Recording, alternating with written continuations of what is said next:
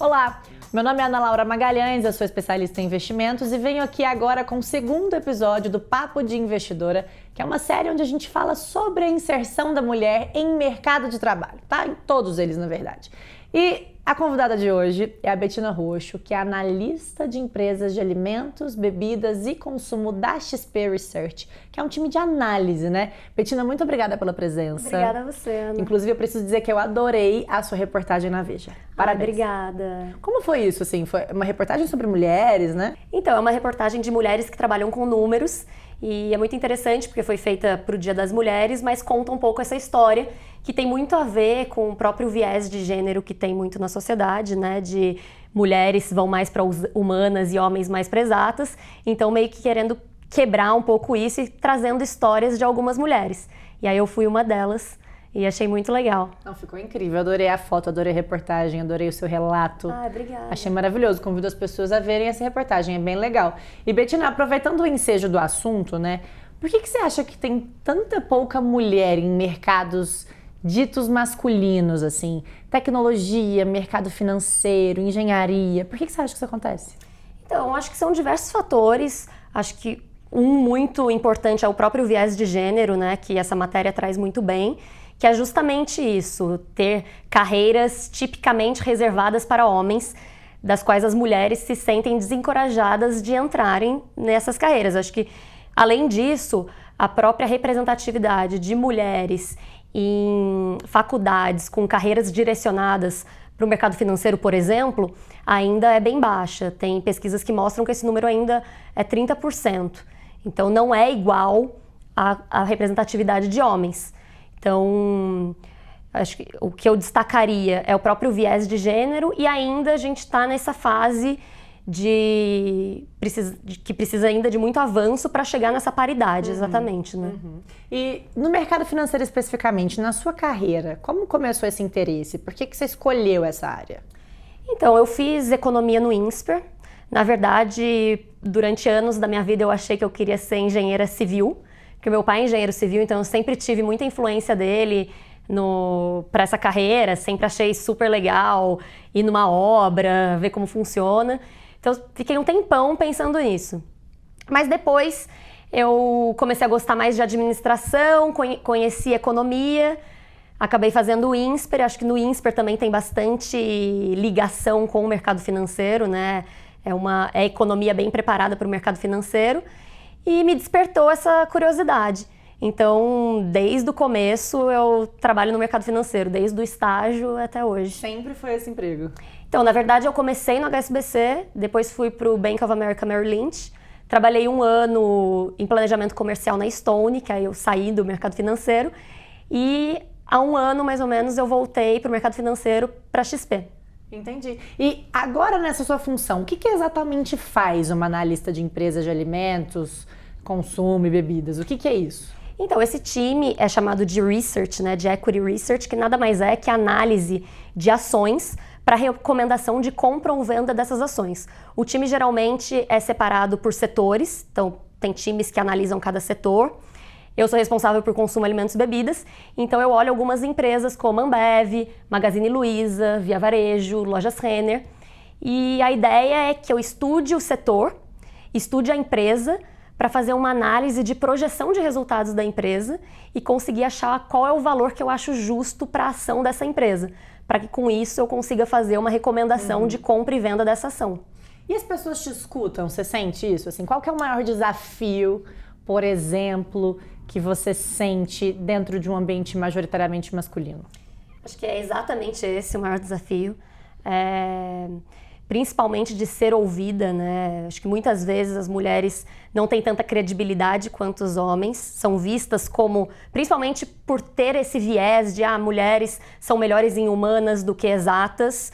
Então, quando chega uma mulher que fala de números e resultado, e recomendação de carteira, e compre ou venda ou se posicione de forma neutra nessa ação, então, assusta, né? Assusta, exato. Então, acho que isso é o principal. No começo da carreira, insegurança por causa disso é muito comum. E mesmo depois de anos, ainda tem muito isso de dessa dificuldade de ser ouvida, né? Principalmente numa reunião, quando você é interferida várias vezes, ou você fala e a pessoa olha para outra pessoa para confirmar o que você está falando. Então, tem muito isso ainda que é um viés implícito, né? Uma diferenciação implícita ali que acontece nessas horas. Entendi. E por acaso você já ouviu algum tipo de comentário inadequado, alguma coisa que te deixou desconfortável? Eu acho que o comentário que eu achei mais desconfortável que eu já escutei foi um comentário de que os homens lidam melhor com metas do que mulheres.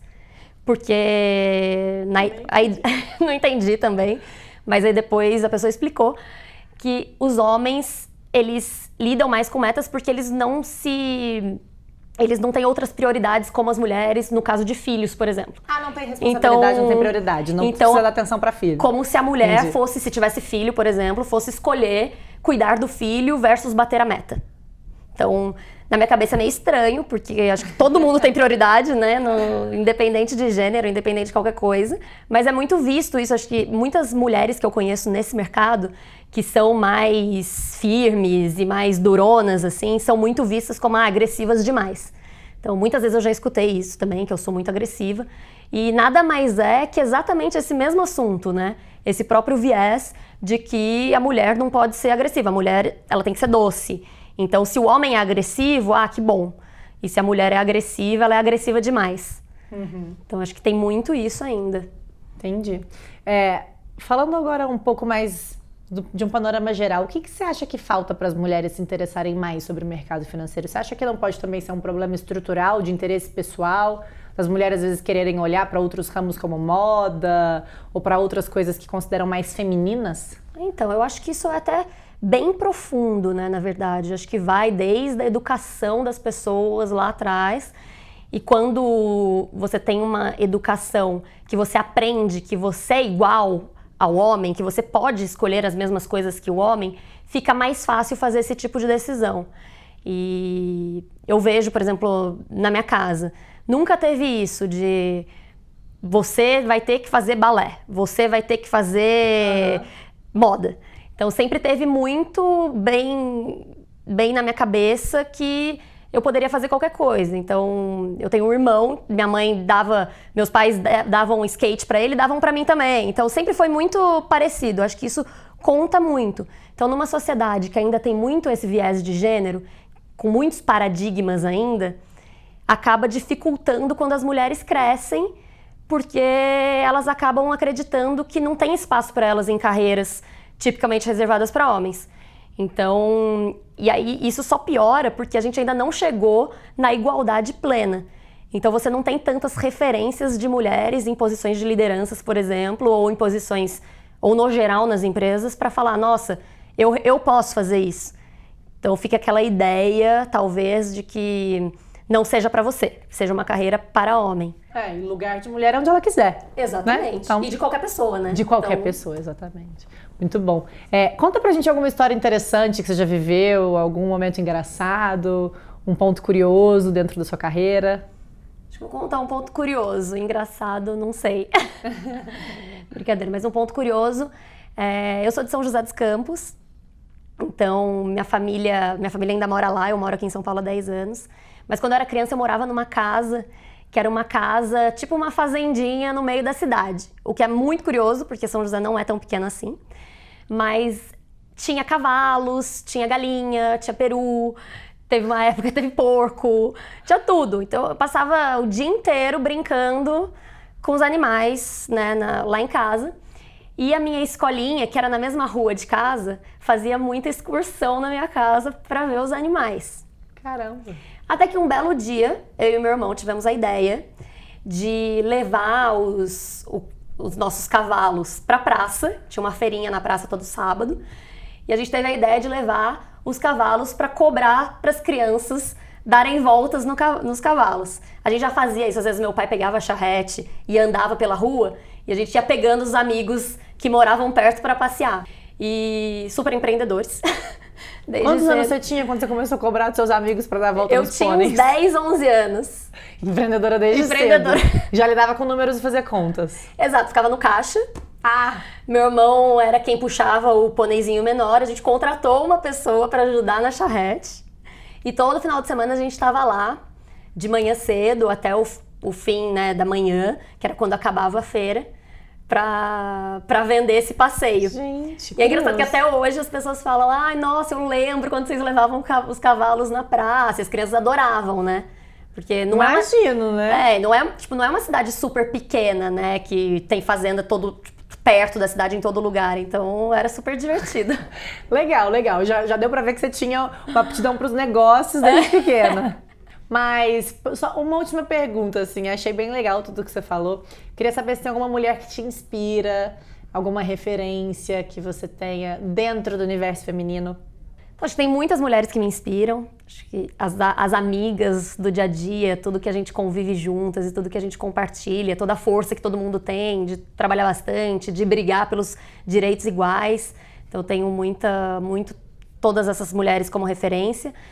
Não poderia deixar de citar minha mãe, que a minha vida inteira sempre me ensinou que eu não precisaria ser diferente por ser mulher, ou não precisaria gostar de coisas denominadas de menina por ser menina. Então, desde cedo eu aprendi muito isso, tanto que na minha cabeça, quando eu pensava em fazer engenharia, não tinha isso de, nossa, mas só tem homem, por que eu vou fazer? Então, sempre foi uma coisa muito comum. É uma coisa que eu quero passar para as pessoas também, principalmente para os meus filhos, no futuro, quem sabe.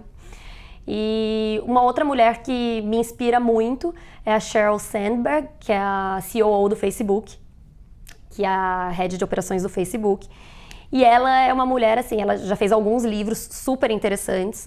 Ela é super ativa nesse tema de mulheres no mercado. E uma das coisas muito legais que eu acho que ela fala, que é justamente que ela não precisa ser uma super mulher. Essa ideia de ter que fazer tudo, ter que ser boa em tudo, é justamente a ideia de que ela é simplesmente uma mulher igual qualquer outra, igual homens, qualquer pessoa, e que ela pode algumas vezes ir melhor no trabalho, ir pior em casa, e depois muda, ir melhor em casa e pior no trabalho, e ela continua sendo boa, e ela passa muito isso para as mulheres, então passa muitos ensinamentos, e é muito legal ver uma mulher num cargo de liderança assim, tão preocupada com isso, né, e tão engajando tantas pessoas nesse assunto que é tão importante. Adorei, Bettina, adorei. Não conhecia tanta informação sobre ela, vou até procurar saber mais sobre. Obrigada pela dica, inclusive. Parabéns pela sua trajetória, pelas suas experiências adquiridas, pela mulher que você se tornou dentro do mercado financeiro referência. Obrigada. E obrigada pela presença aqui hoje. Obrigada a você. Convido vocês a assistirem ao último episódio do Papo de Investidora, que a gente vai lançar ainda na próxima semana. E quero convidá-los também para conhecer o grupo no LinkedIn que a gente criou, que é o #Investidoras, onde a gente divide informações sobre o mercado financeiro, finanças, investimentos entre mulheres, com relatos de mulheres, e se prepara que você vai criar um conteúdo para isso, tá? Opa, claro, com o maior prazer. Então, muito obrigada e a gente se vê.